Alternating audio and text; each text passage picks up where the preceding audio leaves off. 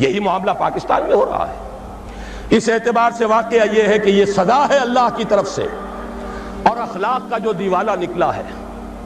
دوائیوں میں شاید دنیا میں کوئی قوم نہ ہو جو دوائیوں میں ملاوٹ کرتی ہو۔ کوئی غریب عورت ہو سکتا ہے گھر کے برتن بیچ کر آئی ہو اور اپنے بچے کے لیے یا اپنے شوہر کے لیے دوا لے کر جا رہی ہو، اور 15 روپے کا ایک کیپسول اس نے خریدا ہو، لیکن اس کیپسول میں چاک بھرا ہوا اور کچھ نہیں۔ یہ کام سلطنت خدا داد پاکستان میں ہو رہا ہے۔ میں صرف اس ایک مثال پر اکتفا کر رہا ہوں، زیادہ وقت نہیں ہے۔ اخلاق کا دیوالہ نکل چکا ہے۔ وہ قوم جو ایک قوم تھی ہندو کے مقابلے میں اب قومیتوں میں تقسیم ہو چکی، دونوں نفاق و تمام و کمال نظر آ رہے ہیں، نفاق باہمی، نفاق عملی، نفاق اخلاقی۔ اب اس کے لیے ضروری ہے پاکستان کے دفاع کے لیے یہ بھی ضروری ہے کہ فوجوں کو مستحکم رکھیے۔ اعدوا لهم ما استطعتم، ہر ممکن دفاعی اسلحہ فراہم کیا جائے، حرب و ضرب کی پوری قوت بلکہ بڑھایا جائے۔ اور سلسلے میں ڈنکے کی چوٹ کہہ رہا ہوں، بے نظیر نے کہا ہے اللہ کرے کہ جھوٹ ہو، لیکن یہ کہ اگر واقعہ یہ ہے کہ ہماری حکومت نے کوئی خفیہ معاہدہ امریکہ سے کر لیا ہے کہ خفیہ طور پر وہ اپنے ایٹمک پلانٹس کا معائنہ کرا دے گی، تو یہ اس ملک سے غداری ہوگی۔ ہمیں اپنے تحفظ کے لیے ہر ممکن صورت، یہ اللہ کا حکم ہے، اعدوا لهم ما استطعتم من رباط الخیل، جو بھی سامان ہے وہ بھی فراہم کرو، اور گھوڑے بھی تیار رکھو، ترہبون بہ عدوکم وعدو اللہ، تاکہ تم ڈرا سکو، ہیبت طاری کر سکو اپنے دشمنوں پر بھی، اللہ کے دشمنوں پر بھی۔ یہ سارے کام ہمیں کرنے ہیں۔ اس کے ساتھ ہی دوستوں سے معاہدے کیجئے۔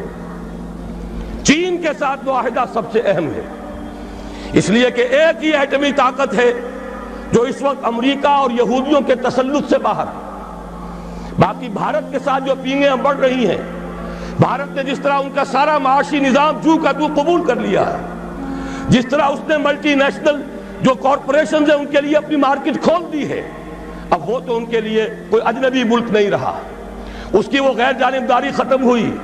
میرے اسلام کو اب قصہ ماضی سمجھو، لہذا اس کا نتیجہ وہی ہے، ہنس کے وہ بولی کہ پھر مجھ کو بھی راضی سمجھو۔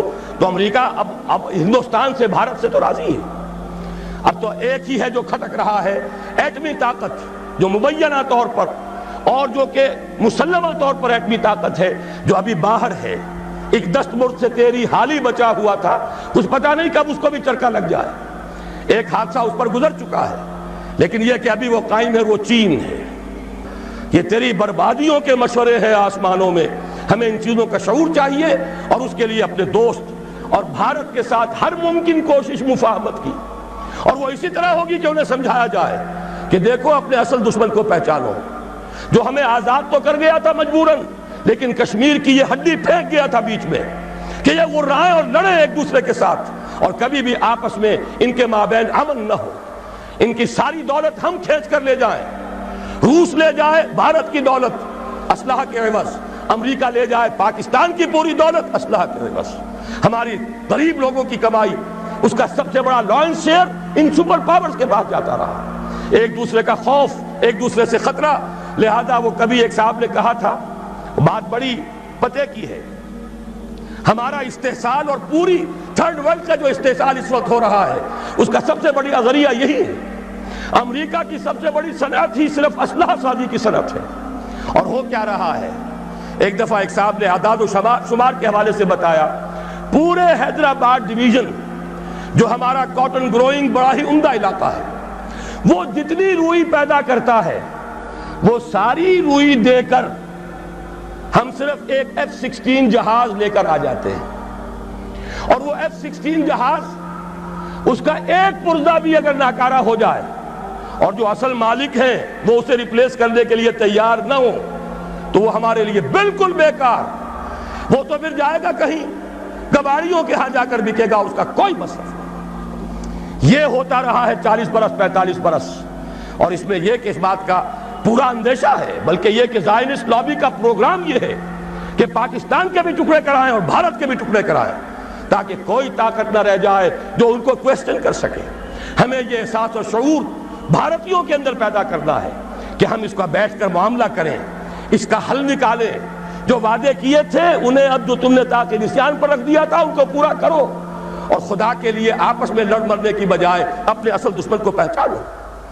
لیکن ان سب پر مستضاد اصل میں جو ہمارے لیے دفاع ہے وہ تو یہ ہے کہ اللہ کی طرف سے ہمارا دفاع ہو، اور اللہ کا یہ وعدہ ہے، سورہ حج میں فرمایا گیا ان اللہ یدافع عن الذین آمنوا ان اللہ لا يحب كل کفار اثیم كل خوان کفور اذن للذین یقاتلون بانہم ظلموا وان اللہ علی نصرہم لقدیر۔ اللہ مدافعت کرے گا اہل ایمان کی طرف سے، اللہ تعالیٰ جو ہے خود مدافع ہوگا۔ اللہ تعالیٰ کو کفر پسند نہیں ہے، خائن پسند نہیں ہے، ناشکر اور کافر پسند نہیں ہے۔ یہ تو مسلمان میدان میں نہ ہو تو بات دوسری ہے، پھر وہ کافروں میں دیکھے گا کس کے اندر زیادہ صلاحیت ہے، اس کو زمین کا قبضہ دے دے گا۔ لیکن مسلمان ہوں، ثابت کر دیں کہ ایمان اور عمل صالح کا حق ادا کرنے والے مسلمان ہیں، تو کیسے ممکن ہے اللہ کو ان سے کوئی محبت نہیں؟ پھر تو اللہ تعالیٰ دفاع کرے گا اپنے ان بندوں کی طرف سے، اور اللہ تعالیٰ ان کی نصرت پر قدیر ہے، اس کی قدرت رکھنے والا ہے۔ جب تک کہ یہ دفاع ہمارے شامل حال نہیں ہوگا، اور وہ کیسے ہوگا؟ جب کہ ہم اللہ کے خلاف جو جنگ کر رہے ہیں اسے بند کریں، اللہ کے ساتھ مفاہمت کریں، مصالحت کریں، صلح کریں۔ یہ سمجھ لیجئے اسلام کے معنی کیا ہے، گردن نہادن۔ اگر کوئی مقابلہ تھا سپر انداختن، سپر ڈال دینا۔ اللہ کے سے اگر کوئی جنگ تھی، کوئی تصادم تھا، ہتھیار پھینک دینا، یہی تو اسلام ہے۔ ہمیں چاہیے بحیثیت قوم، بحیثیت ملک، ہم اللہ تعالیٰ سے جنگ بند کریں، اس کے سامنے اپنے ہتھیار پھینک دیں، اس کی اطاعت قبول کریں، تو اللہ ہمارے دفاع کا ضامن ہے۔ ان اللہ یدافع عن الذین آمنوا ان اللہ لا يحب كل خوان کفور۔